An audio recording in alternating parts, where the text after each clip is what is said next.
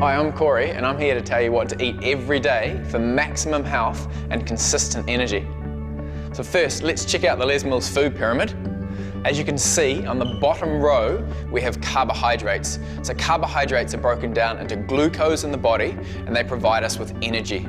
We've got different types of carbohydrates. On one side of the food pyramid here, you can see we've got the non-starch carbohydrates or your low glycemic index carbohydrates. They enter your bloodstream slowly. They're things like your leafy greens like celery and silver beet, and then also your coloured vegetables like your peppers and also tomatoes. You've also got non-starchy fruits like your apples and your berries. On the other side of the food pyramid, we've got your starchy carbohydrates. So these are your high glycemic index carbohydrates. They enter your bloodstream fast. So they're things like pumpkin and potatoes. And you've also got the grains, and then you've got starchy fruits like bananas. Then on the next layer of the food pyramid, we have animal proteins. So proteins, remember, are the building blocks to our body. And they're also important for growth and the formation of hormones. So you've got things like your red meat and chicken. You've got dairy products, eggs, and you've also got fish. Then on the top of the food pyramid, we've got fats. So yes, we do need fats in our diets, and not just any fat. We've got good fats, or what we call essential fatty acids. Essential fatty acids can't be made in our body, so we need to include them in our diet. So essential fatty acids support the cardiovascular system, the immune system, the reproductive system, and the nervous system. So our essential fats will be things like your flaxseed oil. You've got walnuts, which are really high in omega-3s. Also got almonds. Almonds are really good because they're high in omega-6s, and then things like your seeds like pumpkin seeds and sunflower seeds. And notice on our food pyramid, we haven't got any processed foods. Whole foods always supply us with superior nutrient value and energy. How much of each do we eat? That's the big question. Because we're all different and we have different nutritional requirements to get our bodies performing optimally, we have to choose our food differently. So let's have a look at this simple way as to how you're going to do that. There's 3 different ways you can go about this. You could be a protein type. Protein types live to eat. And whatever you do, do not get in the way of a protein type in their food. There'll be big trouble. The other way you'll know if you're a protein type is if you have too many carbohydrates, about an hour after your meal, you're going to feel really tired and sleepy and you won't be able to concentrate. Number 2 is a carb type. Carb types work better on carbohydrates, obviously, but you want to have lower GI carbohydrates predominantly on your plate. So a carb type eats to live, and you'll find that they can go for long periods without eating. And you'll also find with a carb type, if they eat too much protein and fat, straight after their meal, they're going to feel sluggish and sleepy. And the 3rd type is a mixed type.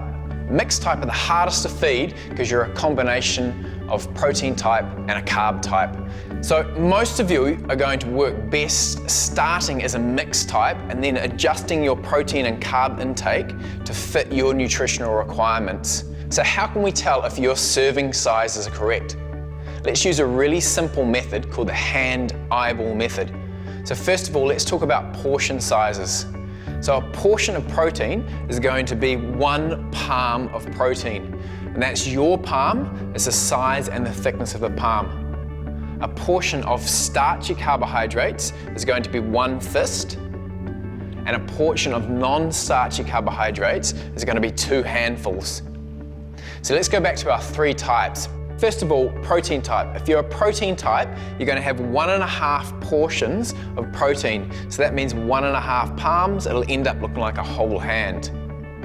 For starchy carbohydrates, you're going to get 1 fist, or listen carefully, or you can have 2 handfuls of non-starchy carbohydrates. And then for fats, you're going to have 2 thumbs of fats, remembering these are our good fats. Second type, carb type. For a carb type, because you do better on higher carbs, you're going to have half a portion of protein, so that's half a palm. You're going to have 2 fists of starchy carbohydrates, or you're going to have 4 handfuls of non-starchy carbohydrates and then 1 thumb of fats.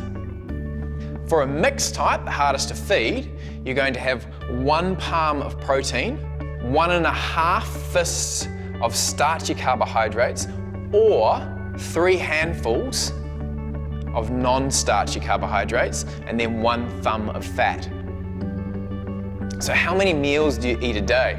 As a protein type, you're going to need to eat 4 to 6 meals per day because you need to eat regularly. As a carb type, you're going to have about 3 meals per day. And as a mixed type, because you're the hardest to feed, you're going to fall anywhere between 3 to 5 meals per day. It's a great idea when you start this type of diet to keep a food diary with a checklist. And on the checklist, you can write things like, am I struggling to concentrate? Am I feeling sluggish? Am I feeling bloated? Am I feeling tired or sleepy? If you answer yes to any of these things, you'll need to adjust your carbohydrates, proteins, and fats until you feel like you've got it right for yourself. You'll need to keep doing this, but once you've got it right, you will absolutely reap the rewards and you'll find that you've got great health and consistent energy throughout the day. I'm Corey with Nutrition, and I'll see you next time.